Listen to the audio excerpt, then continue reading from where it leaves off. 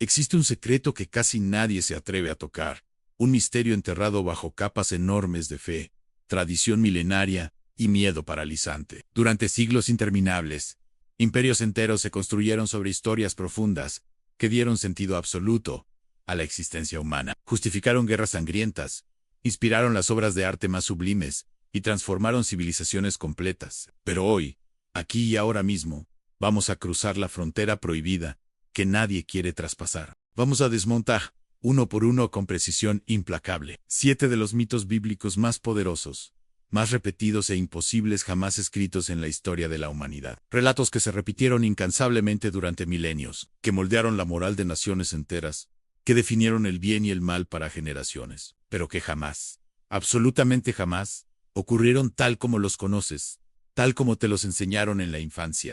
Y el pensador que abrió esta puerta peligrosa, el filósofo audaz que se atrevió a mirar directamente a los ojos de lo sagrado, sin temblar ni retroceder, fue Baruch Spinoza, el exiliado de su propia comunidad, el maldito por sus contemporáneos, el hombre valiente que prefirió la verdad incómoda a la comodidad engañosa de las certezas heredadas. Lo que estás a punto de descubrir sacude violentamente los cimientos de la fe heredada y desafía la razón que te enseñaron a mantener dormida durante toda tu vida. No sigas adelante si prefieres la tranquilidad fácil de las versiones oficiales, las respuestas cómodas que no cuestionan nada, la seguridad tibia de lo conocido y aceptado por todos. Pero si verdaderamente estás dispuesto a explorar lo que jamás te contaron en las escuelas, en las iglesias, en las instituciones, si buscas la experiencia inmersiva de la duda radical, la verdad sin filtros políticos ni religiosos, y la libertad auténtica del pensamiento sin cadenas, entonces este viaje intelectual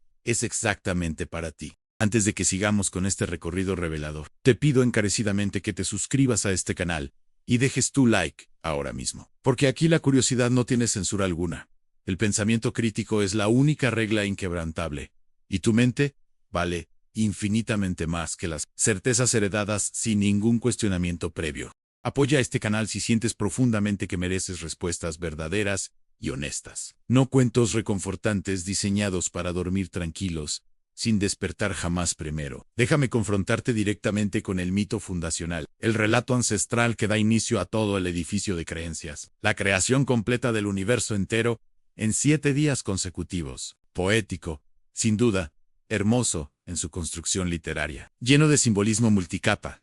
Sí, pero absolutamente, radicalmente imposible bajo cualquier parámetro racional que conozcamos en la actualidad. Spinoza lo intuía claramente en el siglo XVII, cuando la ciencia apenas comenzaba su revolución, y la ciencia moderna lo corroboró sin dejar espacio alguno para dudas razonables. En vez de un conjuro instantáneo mágico donde la palabra divina materializa el cosmos completo de la nada absoluta, lo que realmente sucedió fue un proceso natural de miles de millones de años consecutivos, con etapas minúsculas y grandiosas simultáneamente, caóticas y ordenadas a la vez, de formación estelar, destrucción planetaria, evolución biológica lenta, implacable, hermosa, en su complejidad abrumadora e innegable. ¿De verdad el barro inerte se animó mágicamente en un acto único e irrepetible? ¿Acaso la naturaleza obedece las órdenes directas de la palabra humana, y no las leyes inmutables de la materia, la energía, la gravedad y la termodinámica? Para Spinoza,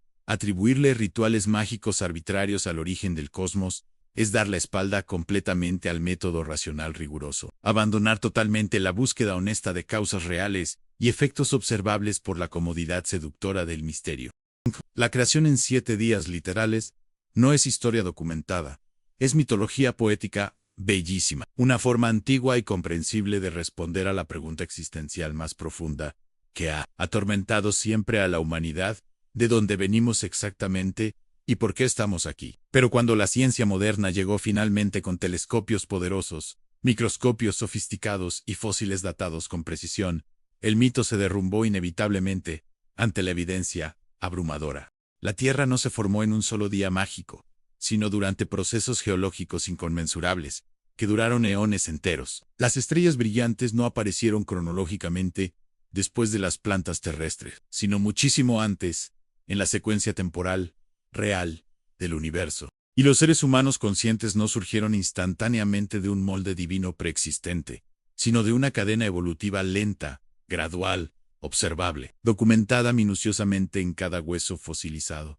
cada gen secuenciado, cada rastro molecular analizado en laboratorios de todo el mundo. Spinoza enseñaba con claridad meridiana que la naturaleza no es un teatro dramático, donde Dios improvisa trucos espectaculares para impresionar audiencias, sino un orden necesario e inevitable, donde cada efecto tiene su causa precisa, y cada causa su razón suficiente, que puede ser descubierta mediante el razonamiento paciente. Pensar lo contrario no solo es incorrecto, sino que infantiliza peligrosamente la divinidad verdadera, y traiciona la grandeza monumental del universo real que nos rodea y nos constituye. Sigamos ahora con el drama épico del diluvio universal catastrófico, esa inundación planetaria donde el agua cubre completamente las montañas más altas del planeta, donde animales de todo el mundo se salvan milagrosamente en una arca de madera construida por un solo hombre, anciano y su familia reducida, y donde, tras semanas interminables de inundación apocalíptica devastadora, la vida terrestre entera continúa existiendo como si nada extraordinario hubiera pasado.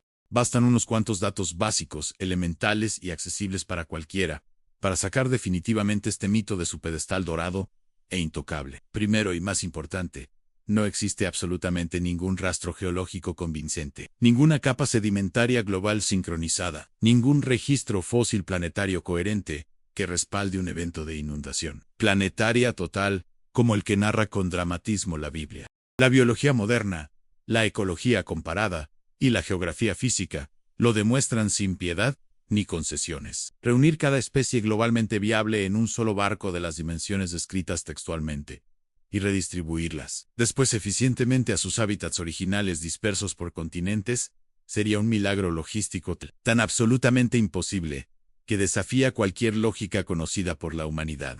Consideremos detenidamente que millones de especies animales ni siquiera coexistían geográficamente en los mismos continentes. Muchas requerían climas completamente opuestos e incompatibles. Otras se extinguirían inevitablemente en contacto directo con depredadores naturales. Y la cantidad astronómica de alimento, agua potable y cuidados veterinarios especializados, necesarios para mantenerlas vivas durante meses enteros, en un espacio cerrado y limitado, supera exponencialmente cualquier capacidad humana preindustrial imaginable. Para Spinoza, la historia dramática del diluvio universal no revela la omnipotencia divina milagrosa, sino la angustia humana primitiva y comprensible ante los desastres naturales, locales devastadores, y la tendencia psicológica profunda de ver milagros extraordinarios, donde solo hubo tragedias naturales, terremotos regionales, inundaciones locales repetidas constantemente a lo largo de la historia humana. El mito del diluvio es universal geográficamente, porque las inundaciones devastadoras son universales en todas las civilizaciones,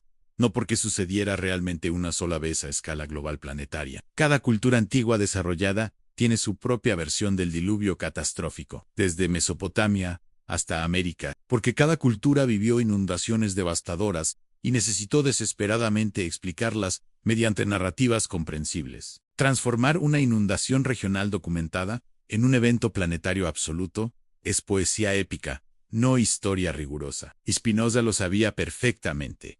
Los textos sagrados son productos humanos, contextuales, políticos, no revelaciones inmutables de una verdad eterna e incuestionable. Ahora, cuando las trompetas militares de Jericó suenan dramáticamente en la narrativa bíblica y sus murallas defensivas caen milagrosamente, parece superficialmente que el poder absoluto de la fe puede literalmente derribar la materia sólida, que la devoción colectiva intensa puede desafiar las leyes de la física.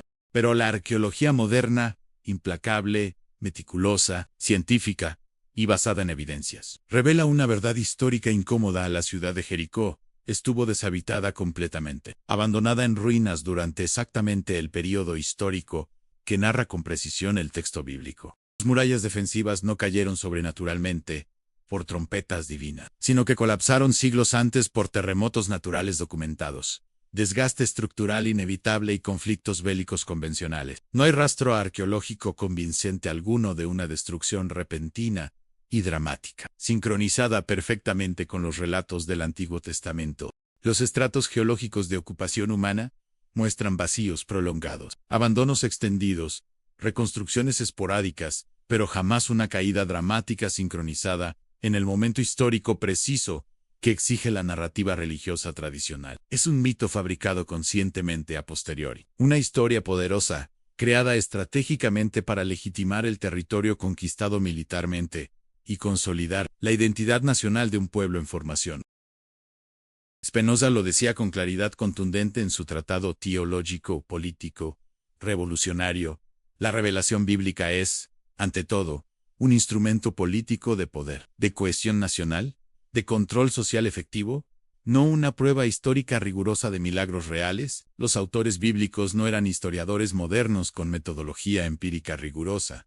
Eran teólogos creativos, poetas, inspirados, legisladores políticos, constructores estratégicos de identidad colectiva. Y para construir identidad nacional fuerte, a veces se necesitan mitos poderosos, más que hechos verificables. El sol detenido milagrosamente por Josué, otro de los episodios imposibles más célebres y repetidos, desafía todas las leyes físicas conocidas, y nos confronta con una pregunta brutal. ¿Qué pasaría realmente si la Tierra dejara de rotar, repentinamente, para prolongar una batalla y dar ventaja estratégica a un ejército? La respuesta científica es aterradora. Si nuestro planeta, que gira constantemente a más de 1.600 kilómetros por hora en el Ecuador, se detuviera bruscamente de golpe aunque fuera por minutos, los efectos serían catastróficos a escala planetaria, inmediatos e irreversibles. Los océanos, por inercia física, se desbordarían violentamente en tsunamis continentales. La atmósfera seguiría moviéndose a velocidades supersónicas, arrasando toda la superficie terrestre. Los continentes serían devastados completamente. Las placas tectónicas se agitarían violentamente, y la vida terrestre, toda sin excepción, sería destruida en cuestión de horas. No habría supervivientes posibles. No habría testigos para contar. No habría relato que narrar. La física moderna no deja resquicio alguno para este mito. Spinoza advierte una y otra vez que los relatos milagrosos son admisiones honestas de ignorancia humana, intentos desesperados de controlar el miedo a lo inexplicable, atribuyéndole voluntad consciente, propósito intencional, a fenómenos naturales que simplemente obedecen sus propias leyes inmutables. El verdadero milagro, nos dice Spinoza con sabiduría, no es que la naturaleza se pliegue caprichosamente a los deseos de los hombres, sino que los seres humanos podamos comprender racionalmente la naturaleza tal como es, sin necesidad de magia, sin necesidad de excepciones divinas arbitrarias. El sol no se detuvo, realmente. Josué ganó una batalla militar, sí, pero por estrategia militar superior, no por violar las leyes inmutables del cosmos entero. Y los escribas, siglos después, amplificaron la victoria con hipérbole poética, hasta convertirla en milagro cósmico inolvidable. Ahora pregúntate algo aún más incómodo y perturbador. ¿Existieron realmente Adán y Eva como los únicos primeros humanos, la pareja original única de donde descendemos todos, sin excepción? La genética moderna, con toda su precisión molecular impresionante, destruye completamente esa idea, sin dejar dudas. La diversidad genética humana, observable hoy en cada población del planeta, solo puede explicarse satisfactoriamente si decenas de miles de individuos coexistieron, se reprodujeron y evolucionaron juntos durante cientos de miles de años. No existe manera biológica posible de que la humanidad entera descienda de una sola pareja reciente, sin enfrentarnos a una catástrofe genética imposible de superar. Endogamia extrema, mutaciones letales acumuladas, enfermedades hereditarias generalizadas, ausencia total de variabilidad genética que nos habría condenado inevitablemente a la extinción. En apenas unas pocas generaciones, los estudios científicos de ADN mitocondrial y del cromosoma, y lo confirman sin ambigüedad. Nunca hubo un cuello de botella poblacional tan extremo y reciente como el que propone la narrativa del Génesis. Además, la paleontología, la antropología y la arqueología nos muestran con claridad abrumadora que los humanos modernos evolucionaron gradualmente en África durante millones de años, coexistiendo incluso con otras especies humanas, como los neandertales y los denisovanos, mezclándose genéticamente con ellos, hasta que finalmente una rama se expandió por todo el planeta. Spinoza enseña que la verdad no se adapta a la comodidad de la tradición heredada, sino que desafía implacablemente sus límites hasta que la razón los supera y los deja atrás. Tomar literalmente el relato de Adán y Eva es confundir alegoría moral con biología, símbolo con historia, intención ética con dato empírico. Avancemos hacia el nacimiento de Jesús. Nació realmente en Belén, por mandato de un censo imperial romano, rodeado de portentos celestes, visitado por magos orientales y pastores humildes? La evidencia histórica seria y los documentos de la época no muestran rastros convincentes de censos sincrónicos, estrellas milagrosas, ni eventos astronómicos inusuales documentados por observadores externos en ese momento preciso. Los evangelios, cuando se analizan críticamente comparándolos entre sí, se contradicen en detalles fundamentales. En cada uno, adapta el relato del nacimiento a sus propias expectativas teológicas, a sus necesidades de legitimación religiosa y a las audiencias específicas para las que escribían. Mateo y Lucas presentan genealogías completamente diferentes, contextos distintos, cronologías incompatibles. Marcos y Juan ni siquiera mencionan el nacimiento virginal. Spinoza fue absolutamente pionero en aplicar la crítica histórica rigurosa al texto bíblico.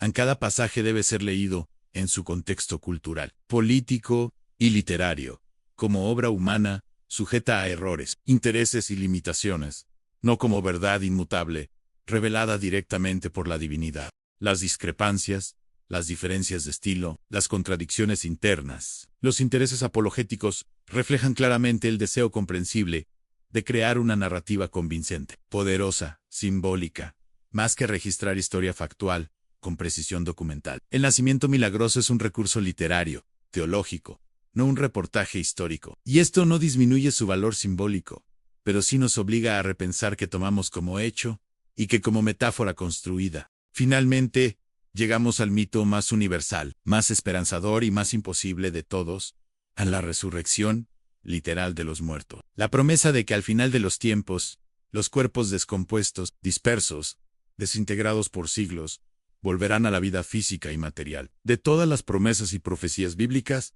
esta es la que resiste menos al análisis racional mínimo. No existe ningún indicio biológico, ningún mecanismo físico conocido, ninguna ley natural que permita siquiera imaginar cómo organismos humanos podrían volver literalmente a la vida después de muertos, enterrados, descompuestos, convertidos en moléculas dispersas por el viento, el agua, el fuego. Lo máximo que podemos encontrar en la realidad, lo más hermoso y profundo, es la poderosa metáfora del resurgimiento espiritual, del renacimiento, después de la adversidad, de la transformación interior, que nos hace renacer simbólicamente, como personas nuevas, pero nunca, absolutamente jamás, la recuperación literal de cuerpos destruidos por el tiempo, la enfermedad y la entropía. Para Spinoza, la inmortalidad verdadera es del orden del pensamiento, de la ética, de la obra que dejamos en el mundo, de las ideas que perduran más allá de nuestra carne mortal. Nunca una restauración material, ni milagrosa de la carne corrompida. Detente un momento largo y contempla el poder pavoroso, hermoso, profundo de los mitos. No son relatos gratuitos, ni invenciones maliciosas. Son respuestas desesperadas, honestas, creativas a las preguntas sin respuesta que torturaron a nuestros ancestros durante milenios. Eran relatos construidos para tiempos de oscuridad, metáforas poéticas para sociedades que aún no conocían el método científico. Intentos valientes, conmovedores por dar sentido cuando la razón apenas despertaba y el mundo parecía un caos incomprensible y amenazante. No hay culpa en sus autores antiguos. Hay admiración, respeto, gratitud, incluso por su búsqueda sincera. Pero el peligro mortal surge cuando, 20 siglos más tarde, seguimos tomando metáforas por historia literal, milagros por realidad verificable, y relatos alegóricos por prueba irrefutable de hechos que jamás, bajo ninguna circunstancia, ocurrieron como se narran. Spinoza nos abre la puerta monumental, difícil, liberadora a comprender que la verdadera religión, la auténtica espiritualidad, no está en obedecer textos a ciegas sin cuestionar, sino en buscar la verdad con valentía brutal, incluso si eso significa desmontar pieza a pieza lo que creímos sagrado, incuestionable, eterno. Hoy te propongo algo radical, algo peligroso, algo hermoso en dudar, investigar profundamente y sobre todo, pensar por ti mismo, sin miedo. No por mero escepticismo vacío, no por rebeldía adolescente, sino por amor genuino a la verdad y al potencial humano inmenso de descubrir sentido auténtico, donde antes solo había mito heredado, miedo disfrazado de fe. Los mitos cumplieron su función histórica, nos acompañaron durante la infancia de la humanidad, pero ahora, en plena madurez intelectual, tenemos herramientas para ir más allá. Tenemos ciencia, filosofía crítica, arqueología, genética, historia comparada. Tenemos a Spinoza, recordándonos que la divinidad verdadera no necesita de milagros imposibles para manifestarse, porque está en cada ley natural, en cada causa y efecto, en cada momento de comprensión racional que alcanzamos. Si has llegado hasta aquí, si este contenido te ha removido algo profundo dentro, si sientes que tu mente se ha expandido aunque sea un poco, te pido que te suscribas inmediatamente, dejes tu like con convicción y comentes qué mito te sorprendió más, o cuál te gustaría analizar en el próximo video. Porque este canal existe para pensadores valientes, para quienes no temen mirar a la realidad directamente a los ojos, sin parpadear. Avanza conmigo, sigue desmitificando sin miedo, porque solo así podremos caminar juntos, fuera de la caverna oscura de la ignorancia heredada, y avanzar decididamente hacia la luz brillante, reveladora de la razón auténtica.